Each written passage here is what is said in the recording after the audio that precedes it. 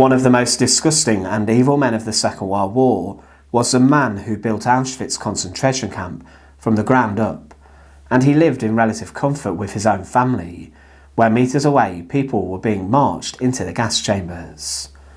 Rudolf Höss was a man who has been linked to the extermination of over 1 million people inside of Auschwitz, the camp which he expanded and oversaw for many years before he was sacked and removed from command.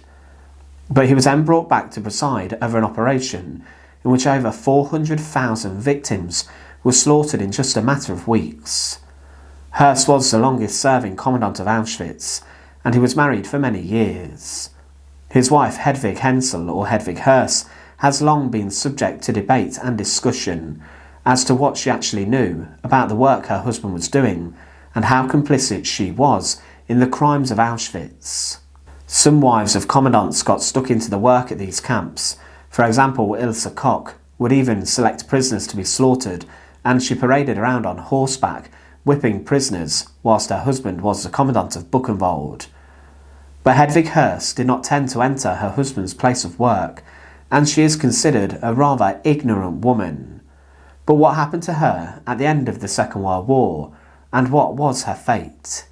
To support our channel, please make sure to subscribe. Rudolf Höss, the man who would become the Commandant of Auschwitz, had a long history of bloodshed and slaughter. Even years before the Second World War, he was involved in a terrible crime in which Martin Bormann, later Hitler's private secretary, would order a hit on a political opponent, and Höss was later sent to prison for the murder of this man. He was someone who had a very dark past, but in 1929 he married a lady named Hedwig Höss, who then became Hedwig Höss through the marriage.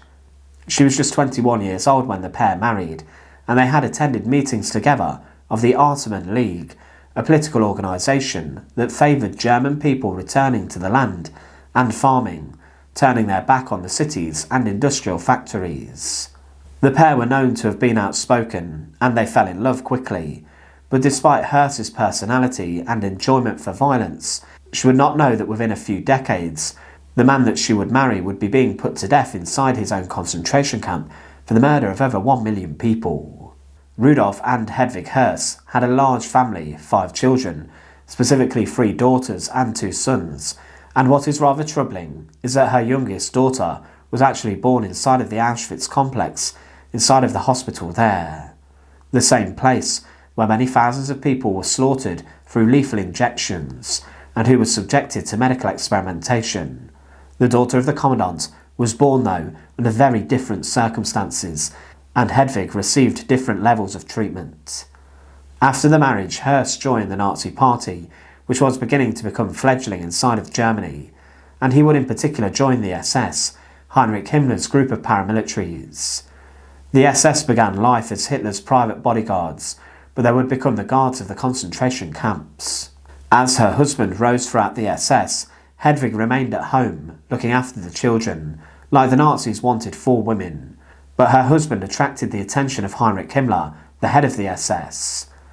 Höss had been working inside of various other camps, and he was even the man placed in charge of the firing squad inside of Sachsenhausen, but then he was called upon to go and create a new camp in Poland, named Auschwitz. After producing the report about the feasibility of the site, Auschwitz grew in its horrifying way to become the largest and deadliest single site of slaughter inside of the Second World War. Hedwig and her children went to live with her husband inside of Auschwitz, and they lived inside of a specially built villa close to the camp, and they had a number of slaves or prisoners from the camp who would perform different jobs in the house.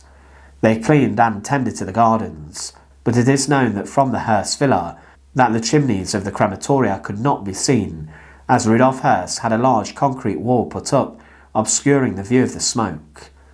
But the biggest evil of the Höss villa was that whilst so many people were starving and suffering next door, the Höss family had the best food and lived in complete luxury. They lived like a normal family. Photographs were on the wall showing happy times, and Hedwig Höss claimed later that she had no idea what her husband was doing at work. But every single day when he left the villa to go to Auschwitz's main camp and his office, he was involved in mass murder and slaughter on an industrial scale. He kissed his children and wife goodbye each morning and would return later that night.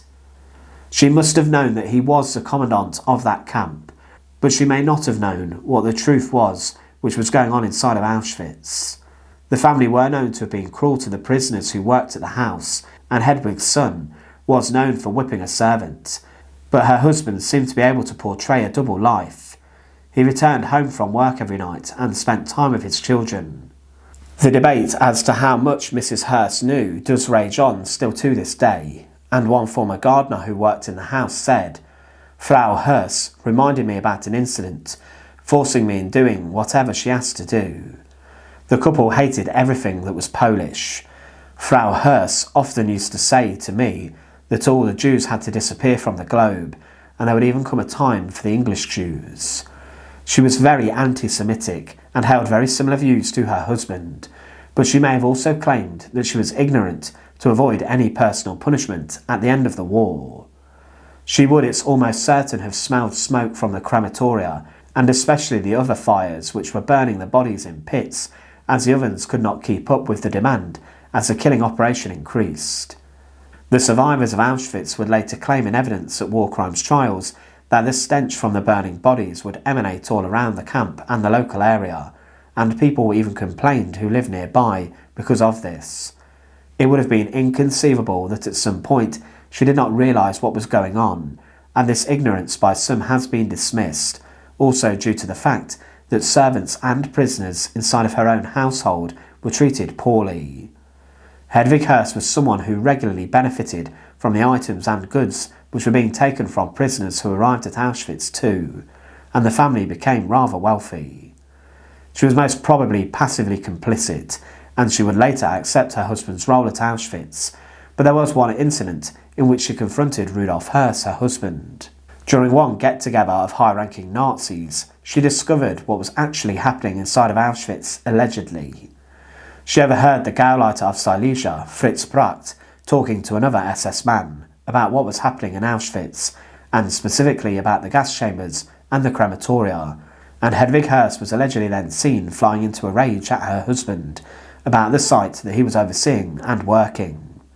She argued with her husband, and even allegedly for some time refused to share a bed with him, but let's remember that Höss himself had even developed the use of poison gas, Zyklon B, to massacre millions, but the pair, following the revelations, did allegedly reconcile for the sake of their children.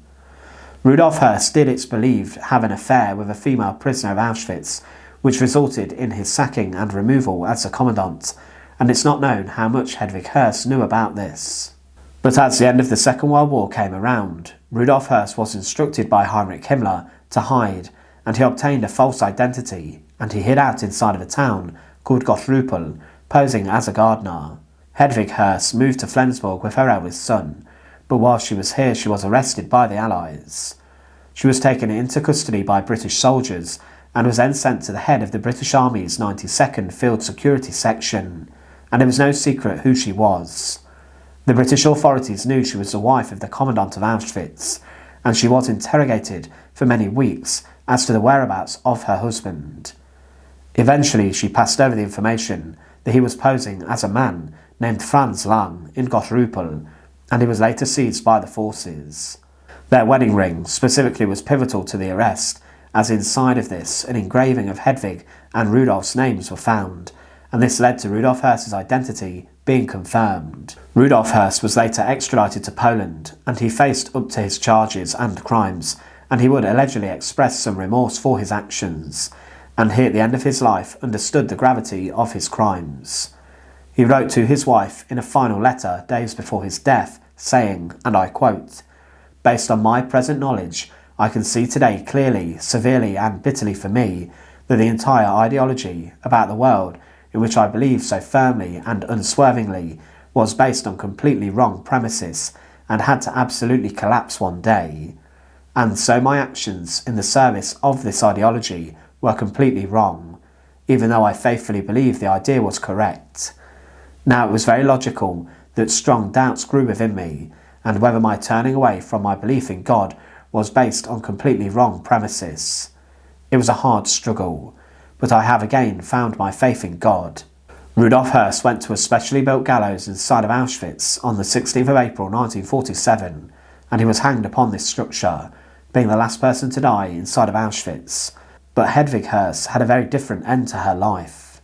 The wife of the Auschwitz commandant led a rather quiet life after the end of World War II, and she changed her name from Höss, turning her back on her husband's crimes in an attempt to make more opportunity for herself. She tried to live in post-war Germany, but she was questioned for a brief period during denazification proceedings. These trials sought to punish those who benefited from the Nazi regime and to try and denazify Germany, but during this the authorities in charge believed that Hedwig Höss was telling the truth when she claimed she knew nothing about her husband's crimes, and they accepted the fact she was blatantly ignorant as to what her husband had done inside of Auschwitz. She tried to seemingly escape the notoriety of her husband, and she would somehow manage this, and she was not documented in the media, and she seemingly lived quietly after the war. She did remarry, and her daughter, Bridget, moved to America, Bridget dying recently in October 2023. It is known that in the 1970s, the Hedwig Höss visited her daughter regularly in Washington, but they never spoke about Auschwitz, and Bridget claimed that it was too painful. I'm sure my mum knew what was going on in the camp. She was very sad about it, but she couldn't help. She just tried to be nice with the children and with my father. My mum was a nice person, period. Hedwig's daughter also claimed that prisoners who worked at the Höss villa next to Auschwitz regularly referred to her mother as the Angel of Auschwitz. This is highly debated, and it is something that is open to challenge, this based on the fact that we know that Hedwig Höss was rather anti-Semitic and that she was herself a Nazi. She was someone who benefited greatly financially through her husband's links in the SS, which of course led to the slaughter and death of many people. It's not known why specifically Hedwig was allowed to enter the US. Presumably the authorities may have believed she was no threat to them, or that she was deemed of no use to them. Hedwig Höss died on the 15th of September 1989 whilst visiting her daughter in America, and today she is buried inside of National Memorial Park, Idylwood, in Fairfax County, Virginia. She died at the age of 90, and her gravestone simply is marked with the word Mutti, or mother in English. So the wife of the Commandant of Auschwitz, who is generally considered to have been ignorant to her husband's crimes, or was at least very good at making out that she was ignorant, died inside of America whilst visiting her daughter. Her remains were never repatriated back to Germany, and she is instead buried with a simple gravestone marking the resting site of Hedwig Höss. Whether she knew or not what was happening inside of the camp is still debatable today, and her fate is often overshadowed by the end of her husband's life, he being the last person to be executed inside of Auschwitz, the very concentration camp that he oversaw. Personally, I believe that Hedwig Höss was rather fortunate, especially in the days after the end of the Second World War, as she somehow managed to convince the authorities during denazification proceedings that she knew nothing of her husband's actions and crimes.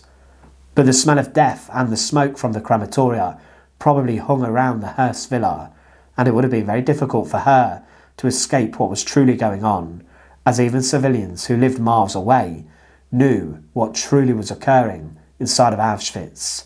But seemingly, according to her, Mrs. Höss did not know what was going on. Strange. Thanks for watching.